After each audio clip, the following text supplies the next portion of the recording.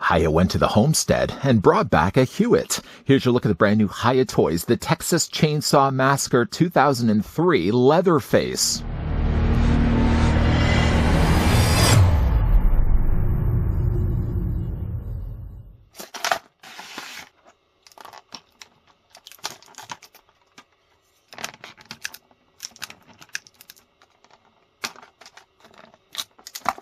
After picking up a traumatized young hitchhiker, 5 friends find themselves stalked and hunted by a deformed chainsaw-wielding loon and his family of equally psychopathic killers. This new 1/18 scale Leatherface stands at 4.33 inches tall with 15 points of articulation. All details based on the Texas Chainsaw Massacre. Faithfully reproduces Leatherface's hair and his mask from the 2003 film. I wouldn't even worry about that hitchhiker. I'm sure Sheriff Hoyt is helping her out. Before, of course, we get a closer look at the brand new Texas Chainsaw Massacre 2003 Leatherface Exquisite Mini, I'd like to send a big thank you, if I can, to the folks over at Hiya Toys that were kind enough to provide this early sample we could have a look at. Leatherface is small, but he more than makes up for it in the details. The figure's actually only about 4 inches in height, or about 10 centimeters tall. Not the first chainsaw-wielding maniac that Hiya Toys have tackled. In fact, sliding over the 2003 Leatherface, we can bring in the one from Netflix. That figure was fantastic. There was actually a second release of him as well that came included with the severed head. But if you had the chance to get your hands on that Leatherface, you know how good that figure is. From a size standpoint, even though they're technically of the same size or same character, you can see, though, that they are about the same height to one another. Although, notably, the shoulders are a lot higher on the Netflix version than the 2003. As for his accessories, the 2003 Leatherface does come included with a display stand. If the display stand does look familiar to you, it just happens to be the one that we also got from the Netflix release of him. The placement of the peg is exactly the same. In fact, actually, if you even look at the scratches, they're placed in the same place. Placed in the same place as the flooring one we got from before. This also benefits one thing I can also show you guys in this review, because the figures, you already know by now, with Hiya Toys Exquisite Minis, you get these little eye brackets that if you have more than one display stand, simply just take the eye brackets and fit them in between. But there are grooves, little indentations. You can see there's a slot, slot, slot, slot. Yeah, you get the idea. You can just take those, plug them where you want to put them, and then you just take more than one display stand and you just fit the two together. So you get yourself more than one. Because, of course, they are using the same coloring and the same pattern work of flooring, it looks like they actually belong a part of the same line. The only thing I will say, though, is that 2003 does have notably a little bit more of a darker color right here. But other than that, it's pretty much the same floor. And, of course, being the fact that the figures also have pegels provided on the bottoms of their feet, you can get Leatherface in a much more interesting pose than him just standing straight like this. Something I was expecting, I'm not even going to say it yet, the figure comes included with 2 gripping hands. The figure already has technically gripping hands, so I don't know why they would have included a second pair, other than just giving me the option of then losing them. I haven't lost them yet. They're still here. Yeah, the figure already has gripping hands technically on the ends of his forearms, so I feel almost by including extra hands like this, it's only really just jinxing the person behind the camera to lose them, but it also just seems unnecessary. Like, I feel like the plastic used for these hands could have not just been dedicated to something else instead. Because again, he already has them on the ends of his forearms, means he already has the means to grip and hold the included sledgehammer. The sledgehammer has a very long pole here that's done mostly here in a brown plastic. You see, though, the end of it has a little bit of rusting to it. Boy, does that look nice. I'm sure it's rusting, and it probably has nothing to do with someone's brains. Might possibly be brains, I don't know. You can take, though, the sledgehammer and easily fit into his hand. Let's just bend his elbows first. Just take the sledgehammer, slide it in between his hands. Slide it into his hands. You're not going to be sliding necessarily in between his hands. Just slide it in there, and Leatherface has the means to bash somebody over the head and spill their brains everywhere. Boy, this is just quite a morbid review so far. I'm sure it's going to get more morbid, as the figure also comes included with his trusty chainsaw. The chainsaw, if you were to think that it was the same one that we got here from the Netflix release, I think the teeth are the same, although obviously you can look at one's much brighter of a silver. There's also a lot more blood on this one. This chainsaw, being a little bit more rusted, also has a lot less blood. I think they are the same, though, and if you were to look at the front of the chainsaw, they clearly have molded differently, so they're not using the exact same body of the chainsaw. One is obviously a little bit more of a darker red. This one here, based more on the 74, is a more brighter color, kind of like an off-greenish yellow. And again, he has the means to wield this. The unfortunate thing about these, with the figures only having just a single hinge possessed on them, is the fact that if you look at them, he only has really... Here's the only thing I can tell you right away, the only thing I'm a little bit bothered by the release of the 2003 Leatherface. If you compare him with the Leatherface, I feel like they took a bit of a step down when it comes to his posability. The one from Netflix actually has a double hinge on the elbow, so you get much more range of motion where you can actually properly wield the chainsaw with this one. Great looking head sculpt, even though it's weird the fact that Leatherface literally just would have just licked, I guess, the mask and just stuck it on his face. Anyways, though, he had at least a double hinge on the elbow. I wish the same could be said for the 2003 Leatherface, but it doesn't seem to be the case. He only seems to have what I'm guessing only be a single hinge in his elbow.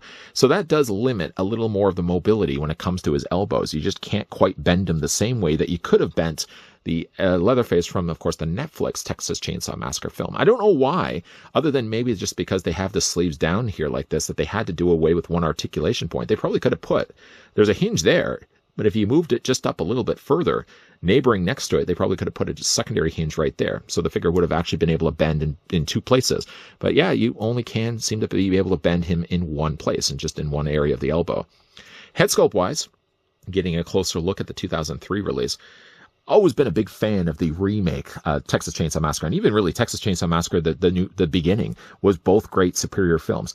I haven't watched, well, I did watch the one Leatherface film. I started it, and I just turned it off. Wasn't my thing.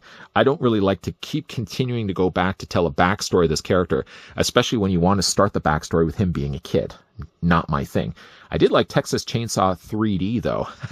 I don't know if that just means I have to well, you already know my feelings when it comes to Texas Chainsaw Massacre films. I love The Next Generation, so maybe I should already be handing in my Texas Chainsaw Massacre fan card. Head sculpt wise, though, I really like the way that this one delivers it. Darker colors, of course, for his face. The skin by now looks like it's just been like it become moldy and it's just gross and disgusting and gnarly.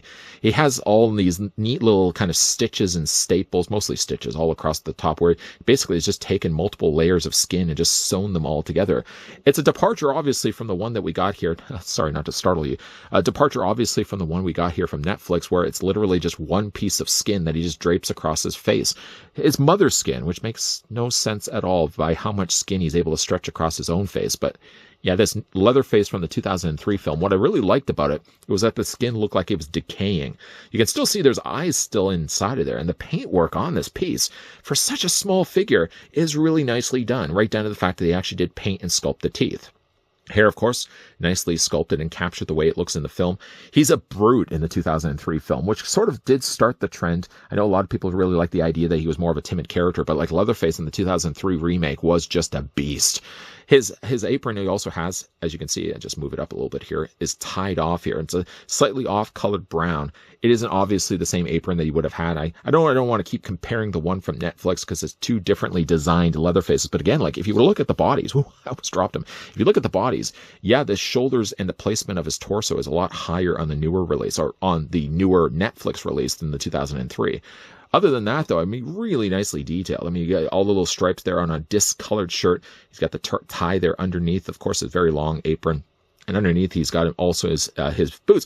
One thing also I really like about the pants is, at least, unlike the elbows, I couldn't say that he had double hinges in his elbows. I can at least say it for his knees. Although I would prefer, if given the choice, I would have had more double hinges on his elbows, and I've been fine just with single hinges on his knees. I don't expect this guy to be running, although he does run quite a lot. I would rather if this guy just would have had single hinges here and then used the additional funds to produce it, double hinging on his elbow. Because again, like it doesn't make any sense why they would have not just put a double hinge there, especially if this guy's going to be wielding his chainsaw. For the figure's articulation, starting first with his head sculpt, Leatherface head is on a ball joint, so it very easily rotates all the way around. The head looks down quite easily, and up and back and forth. If you can get underneath the apron, the figure also has a ball joint in his torso. The arms rotate all the way around. They're a little hung up at times when you try to rotate them around the torso. They also do split out easily at 90 degrees. But again, like looking at the arm, while there is a swivel right here, still I would have forfeited the swivel in favor of a double hinge. It really does make the figure suffer just a little bit by not giving him the proper double hinge that the figure rightfully deserves. He does have a swivel here. Also, well, I guess the swivel would be in the bicep. The swivels in the hands rotate them all the way around. The legs do split out, limited a little bit by the idea that, of course, he's encased by his apron, so you can only really hinge the legs out so far. They come forward, they come back. There's a slight swivel at the top of the thigh, double hinge on the knee, and then there's the articulation here for the ankle back and forth. The only thing I would really say is a takeaway from all this, get the chainsaw. I mean, this whole time of talking about a chainsaw-wielding maniac, I haven't even yet put the chainsaw in his hand. But the chainsaw, the plastic, at least for his hands, is soft enough. I mean, that can also be a detriment, too, because it makes things a little harder for him to wield the chainsaw. I would have almost said in a case like this, while I love the look of him, from his execution of the way they put in the articulation points, once again, bringing back in the Netflix release of him, though many would say, really, I might even also agree, like the Netflix pales in comparison with the beast of Leatherface that we got from the 2003 remake film. I feel like, unfortunately, the Netflix Leatherface has better afforded articulation in his elbows. I would have almost even said, like, to include these extra hands that just feel like an unnecessary use of plastic. I would have rather spent the plastic to produce these extra hands and not, in fact, given him a double hinges in his elbows instead. Despite his lacking articulation in the elbows, at least the 2003 Leatherface can still wield his chainsaw. He may not be able to bend it any further than what I've got right now, but wouldn't that be just a big bummer if you got the chainsaw with the figure and then he wouldn't even have the means to hold his handles? But yeah, he can. Just not easy. That's all. I don't know why, again, Hiya opted not to include a secondary hinge in his elbows. It may have something to do with the way they've sculpted the figure. I know he's not designed the exact same way with a similar shirt to the Netflix release of Leatherface, but you would think that they could follow suit and use the same articulation points. He has it in the knees. They could have also given him something similar in the elbows as well.